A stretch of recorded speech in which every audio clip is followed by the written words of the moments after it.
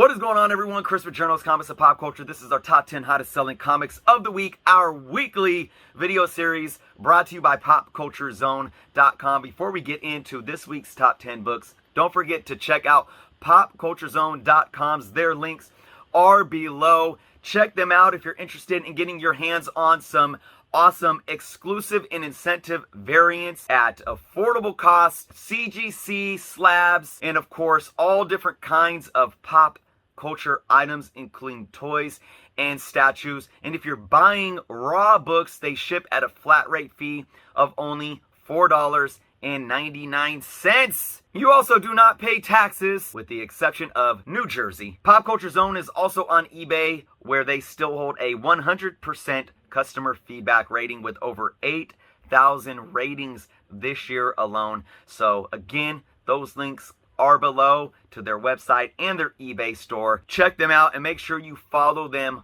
on eBay as well.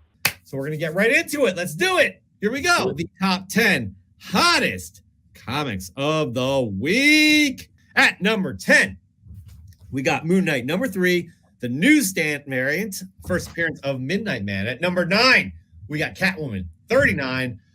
This is going to be a tough one for you. The Sozo Makai 1 in 25 variant. At number 8, we got Sandman. Number 10. Number 7, we have Moon Knight. 199. I'm sorry, that's 188. First appearance of the Sun King. Number 6, we have Hulk. Number 3, the Trad Moore. 1 in 25 variant. At number 5, we have Moon Knight. Number 1.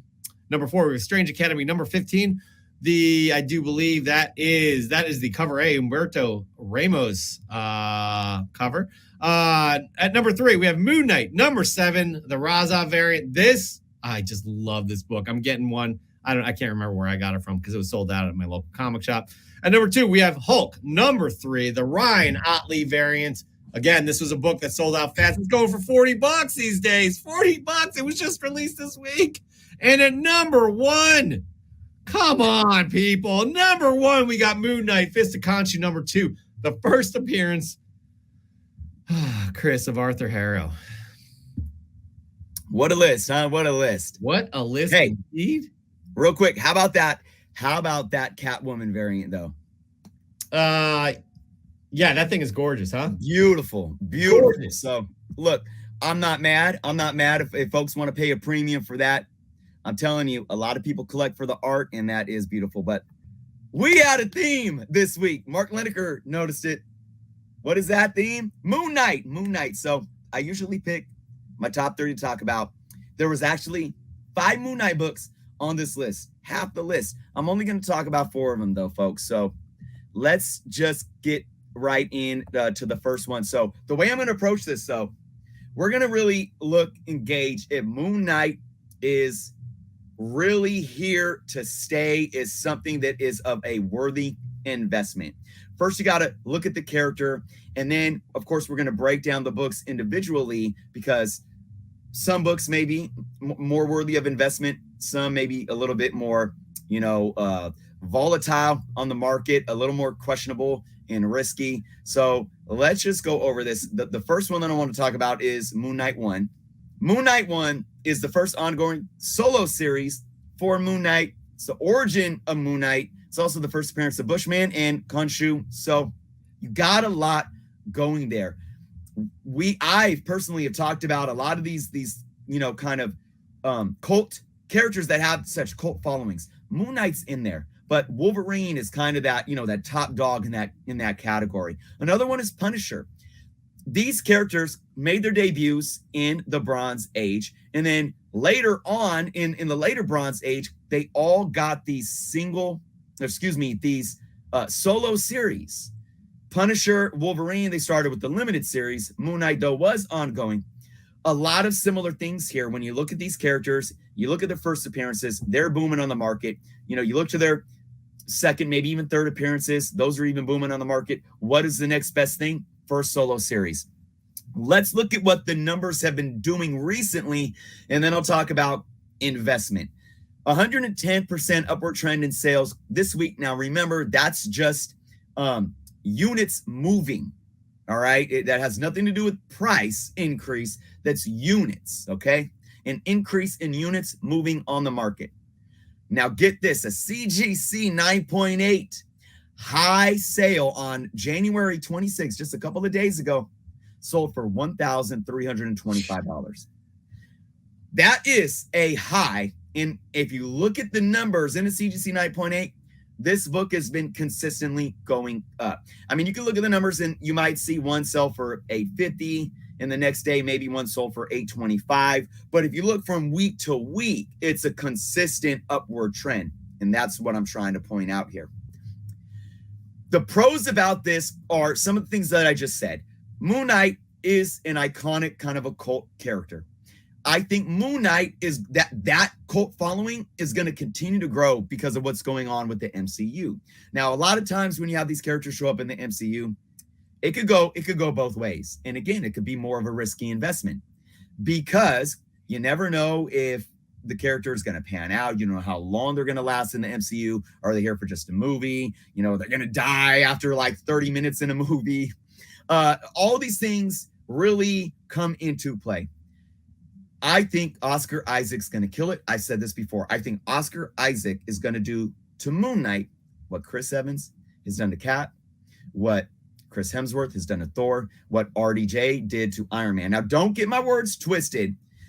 They're not all on a same equal level because, it's not going to mean as much as those characters, but he's going to be that for Moon Knight. He's going to be that catalyst for Moon Knight. And I think that's going to take this book being those pro factors that I stated. Origin of Moon Knight, first ongoing solo series, and it even has some other first appearances. I think that's going to keep this book healthy over time. So do I believe this book is a sound investment? Absolutely, 100%.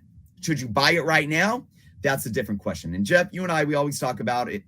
We're not ever here to tell you buy this, don't buy this. But when we offer these types of suggestions, it's a bit risky to buy it right now because guess what, folks? You absolutely missed the boat. And even though we just got this trailer and that $1,325 sale in that CGC 9.8 peaked because of the trailer and that hype just growing and growing, that FOMO going and going, you don't know what can happen when that first episode appears. It can blow our minds and people might go even crazier. So again, it's a risk. You don't know if you pay $1,300 for this in a 9.8 right now, if it's going to start selling for $2,000 when it releases in March, when the show releases in March. But you also don't know if the show releases in March and, it comes, it goes, and the book slightly starts to drop off again. We don't know this. I always like to give the encouragement to say, don't just look at 9.8s. There's a whole other market of books out there. Low grade is better than no grade. Cliche sayings, right? You can find these books graded in other high grades that still have a lot of value. And the one thing that I want to point out, if you follow the trend, and I'm going to do a video on this on my channel real soon. If you follow the trend of return on investment by percentage and not dollar amount, they usually follow the same trend. So this is what I'm trying to say. If Moon Knight #1 in the 9.8 has an upward increase of 35%. Most likely, if you follow a 9.0, an 8.0, 5.0, they are most likely going to have somewhere around a 30% upward trend in ROI.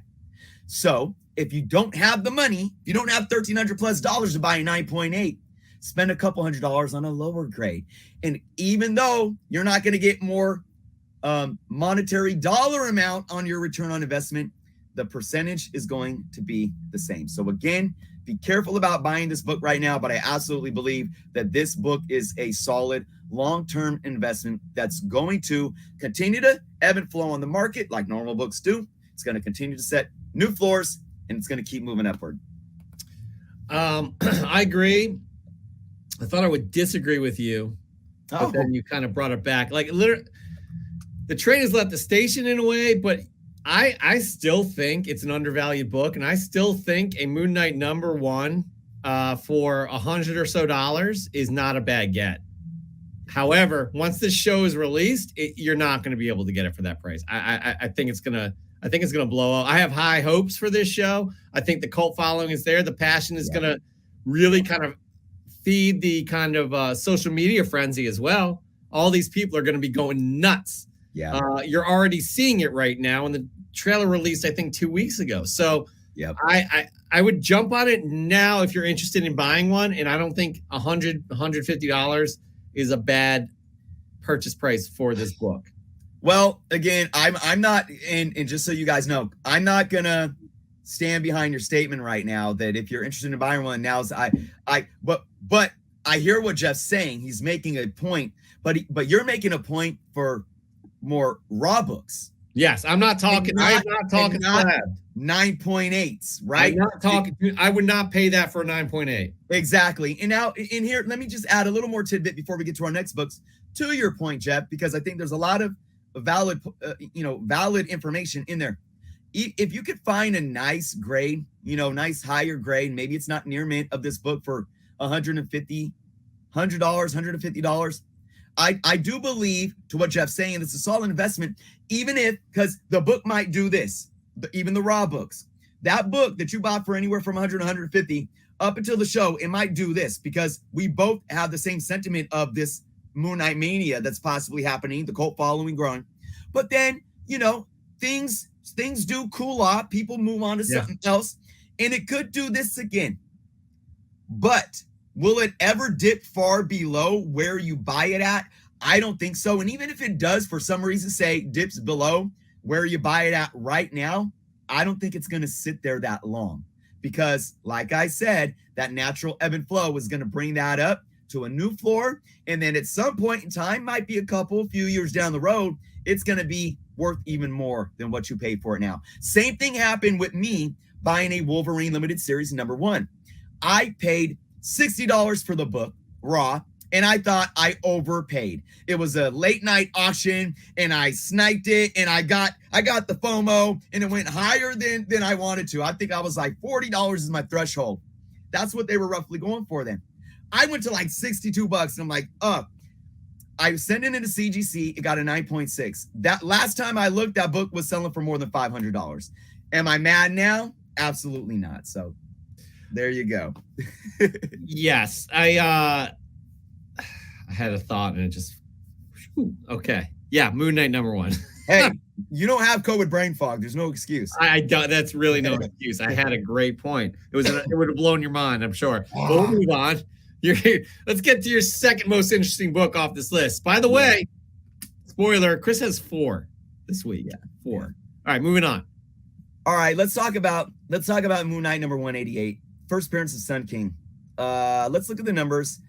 135% upward trend in sales. Excuse me. $550 for a CGC 9.8 high sale though, and that was on the 23rd of January. That is crazy. It had a $70 high raw sale just yesterday.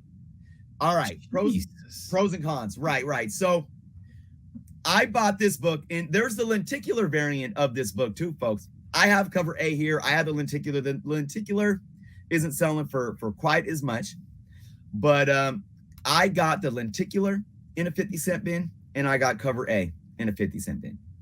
So, and that doesn't speak to anything of what this book is doing right now, but it was a book that even, before any of this speculation came on board, was a very, very affordable book. This is the first appearance of the Sun King. And the reason why this picked up even more heat over the last couple of weeks is because, and Jeff, you and I talked about this last week. You originally brought it up, stating that Arthur Harrow, like, this is a guy that showed up in one comic book, and that was it. And we got Ethan Hawke playing him. Ethan Hawke, really? You said there's got to be something else going around. We've seen Marvel Studios and the MCU kind of mash up and some characters and do different things with them. I absolutely agreed 100% with your sentiment. Now there's a lot of rumor going on that he may actually be the Sun King. That is why this book picked up. The pros about this book, even for a modern book, again, this book can be a thing. It can absolutely be a thing from here on out. A lot of that, again, though, pairs to Ethan Hawke's character. If he is in series 1 and then he's not there anymore, who knows? We know there's a little more volatility with villains, but while I think this book can definitely be a thing moving forward. Paying $70 raw and $550 for a CGC 9.8 just kind of blows my mind. And I wouldn't do it. I wouldn't touch it at all. Too fast, too quick, too soon. There are so many books that have established a long-term, very, very conservative, low risk, long-term return on investment, whether they're Copper Age, Bronze Age, Silver Age books. There's so many books. There's even books in 9.8s out of 5 that you could buy for over $500 that I believe are more sound investments than this one. This one screams red flag. I wouldn't touch it with my money. 100%. And what I was actually going to add on to the previous one, where we're talking Moon Knight Moon Knight, they have plans for Moon Knight. Okay. Yep. He's going to be a mainstay character. You don't bring a guy like Oscar Isaac in, and it's just this one 6 episode series and that's it. He's going to be on the big screen. He's going to be in other series and maybe multiple series of seasons of Moon Knight. Who knows? We could even see him in Werewolf by Night, what they're going to be doing that for that Halloween special. Yeah, that would make perfect sense. We don't know. But right here, you guys got to be careful with the villains, okay? And that goes with every villain. I said this a couple weeks ago.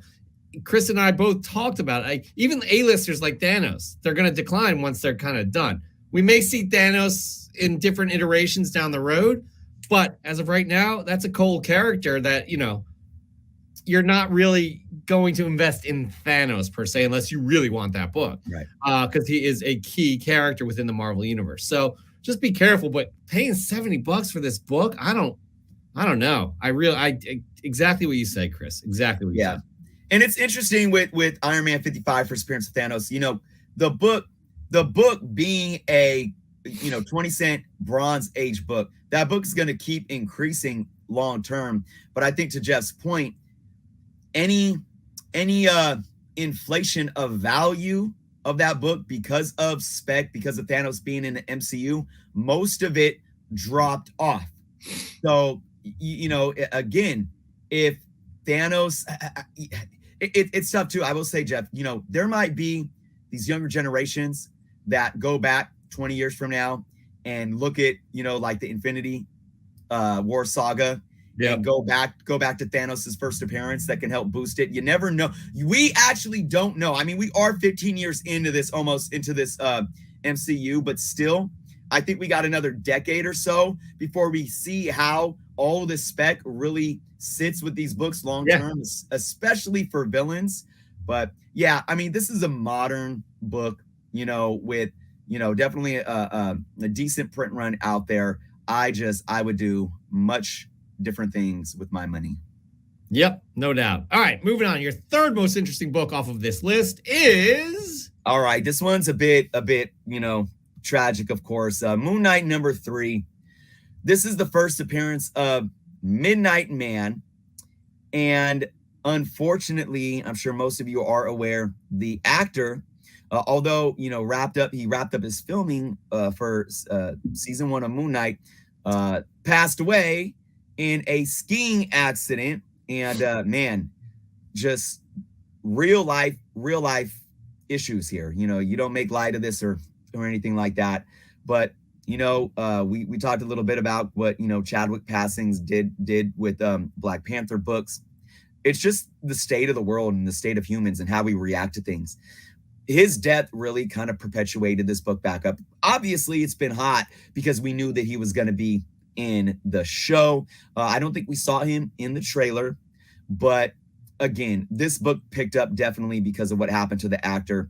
Looking at the numbers, we did see 120% upward increase in sales, with a recent high of a CGC 9.8 selling for $640 on January 21st. The CGC 9.8 high was $750 back in October. So, it's not selling for quite it did when it peaked. But again, that's the high. That's a peak. The fair market value hasn't moved much. And if you guys have watched my videos and even heard me talking about it, probably here on the Canon, don't get so caught up in outliers and that high sale. It doesn't mean when you look at these two numbers, 640 next to 750, it doesn't mean that the fair market value has really dropped that much. A recent high raw sold for $125, and that goes to show you how healthy this book is. I bought this book for $2, probably around 2019. It was at a A1 Comics 50% off sale. It was stickered for $4. I got it for $2. Probably about a fine book, so it wasn't near mint at all. But you see what the spec has done for this book. Again, you have a character that we don't know if they're going to last in the MCU. You know, outside of the actors passing, maybe the character was done after one series. We even have, I think, something even bigger going on with Ethan Hawke's character. How much of a role is this character going to play in this series? Again, while I do believe a floor probably has been set for this book in terms of where it was at before any speculation, announcement of the character showing up in the MCU, I think this book has a huge possibility to fall simply because it's a mystery of what that character is going to look like in the MCU after this volume 1 of Moon Knight. And look, people are very emotional creatures. We are reactionary creatures. And like I said, I do believe people are reacting extreme right now just because of the passing of this actor. And that doesn't sit well when we're talking about making purchasing decisions with our money and our investments. Yeah, this is an interesting one. I'm not sure. It's really sad that he passed away at such a young age. Talented actor that's been in a lot of other things too. I'm not sure why people would be scrambling to buy this though. You know what I mean? Like, in relation to his passing, I don't understand if that's the case. I don't get it. But you know, if you're looking strictly at the character, you're taking a chance with that as well. If you look at in Hawkeye, the clown, and I can't remember. He was part of the Tracksuit Mafia. I can't remember what his name is. In the comics, he's called the Clown.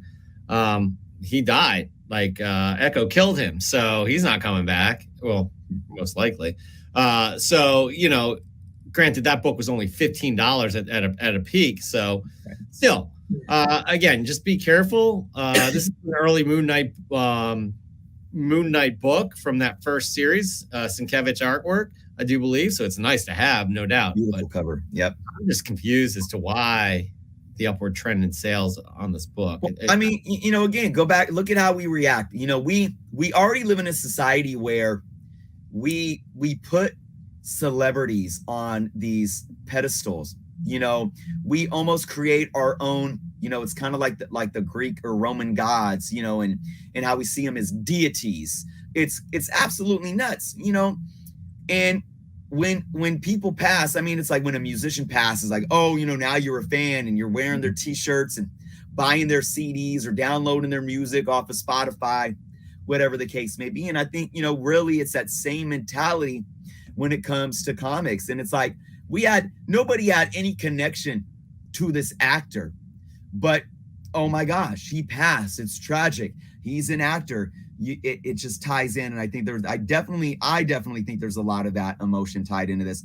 But look, you can't ignore the fact that this book was already sitting up there. It just, you know, we knew that the character was cast, at least a few months ago now.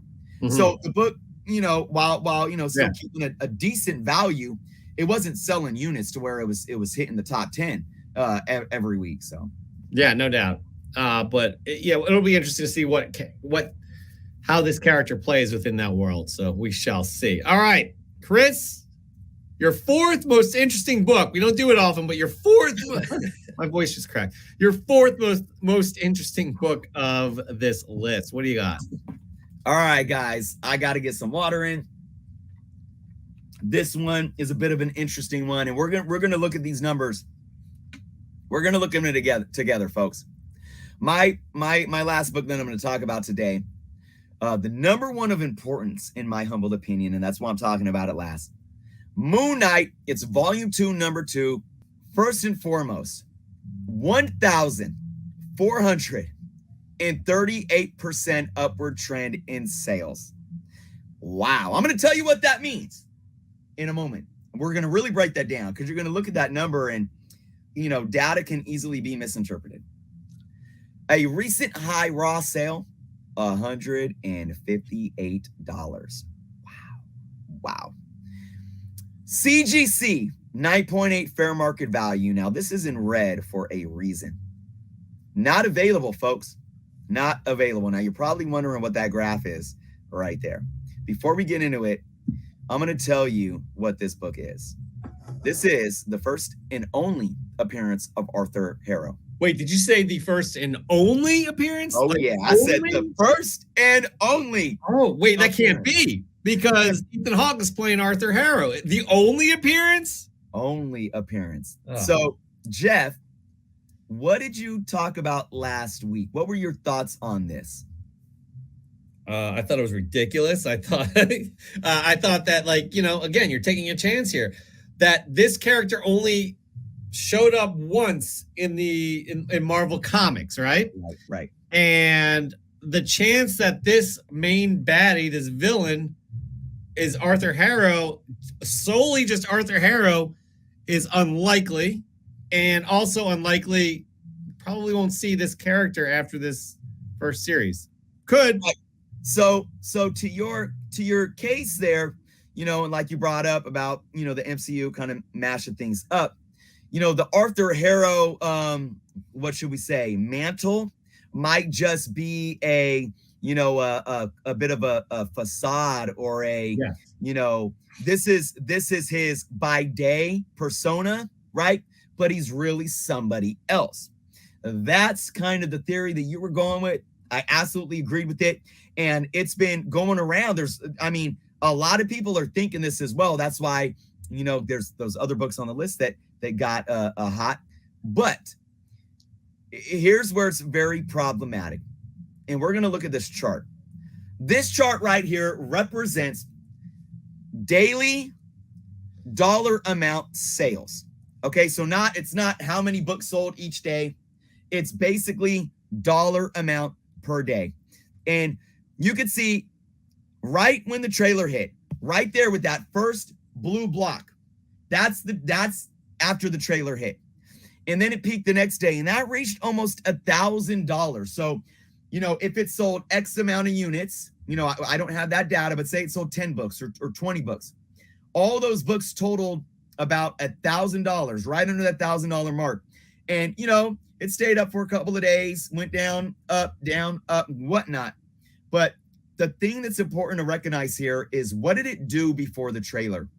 Almost nothing. If you guys can see the little bit of sliver of blue on each of those days, this book was doing nothing. Now, does that mean that it wasn't selling a lot of units, or maybe it wasn't selling at a high price? I'm going to tell you it was both. This book wasn't moving units, and if it did sell, it wasn't going for anything. Again, this is another book that I purchased for like $2. It was, of course, probably, I'm going to say maybe a year ago. It was during COVID, so the pandemic was in full effect. I bought it for $2. Again, probably a fine plus, maybe higher grade, but still, again, I'm going to say this: too high, too fast, too soon. And these numbers right here are reckless. And let's go back to that upward trend of 1,438%. That is because nobody was buying it. It wasn't selling. This book sold 81 copies in a week. And that 81 copies was a 1,438% upward trend. That means this book sold like what, 3? I can't do the math in my head, but it only sold a few copies the prior week. So that goes to show you nobody cared. Let's look at the CGC 9.8 fair market value. Not available. What does this mean? Does it mean that, oh my gosh, let me go look at the census. Let me go look at the CGC census. And I'm going to see that there's only like 2 on the census. Oh my gosh, this book is scarce. I'm going to go pay $500 for it. No, it means the complete opposite. It means nobody gave a damn about sending this book to CGC because they didn't want to spend $30+ on a back issue dollar bin, $2, $3 book for a character that has absolutely no significance whatsoever at all. So I'm going to tell you right now, I'm going to make a bold prediction, Jeff. Whoever bought this book for $158, unless they're a high roller, they're going to be mad at themselves. Yeah. In a couple months. That's a prediction. We don't know. That's for my sure. prediction. Yes. Yeah, but I agree with that 100%. So guys, I really hope you can follow the data here and really take this into consideration. You got to understand that, yes, speculation isn't always a bad thing, and it's a good thing that can keep a market healthy. And the MCU has brought in solid spec that's lasted and that's done amazing things for a lot of books. We know that when spec happens, that new floors are set and that books can increase like crazy. I go back to White Vision and West Coast Avengers 45. The books cooled off a good amount, but it's still at an amazing threshold before we saw him. Before that night that we saw him show up in WandaVision, that book will never sell for what it was selling the night before. Okay. But this one just holds absolutely no weight, in my humble opinion. There's nothing there. There's no sales data there because nobody cared. And I'm telling you guys, I think Jeff and I aren't the only ones. This is like a smoking gun. I really don't think that this character is this Arthur Harrow. I think it's an alias that the individual, Ethan Hawke, is taking. Guys, I'm going to tell you something else too. I just saw this book sell for $7 in a whatnot sale. So it goes to show you two things, and I'll end on this note. It goes to show you two things. One, there are still collectors, and a good amount of them, that don't just buy books because of spec. And, they're probably more, diligent with their money and not as frivolous with it. But it also says, two, that it only takes a few people to drive a senseless book up to a $150 raw sale. That's all it takes. A few people bidding on eBay because they got that FOMO. And that's why I'm telling you guys, please don't look at this book. Please don't try. You're doing your due diligence. You think you're doing the right thing. You're looking at eBay sales. You're looking at cover price. You're looking at all the data. And you see recent sale, $150.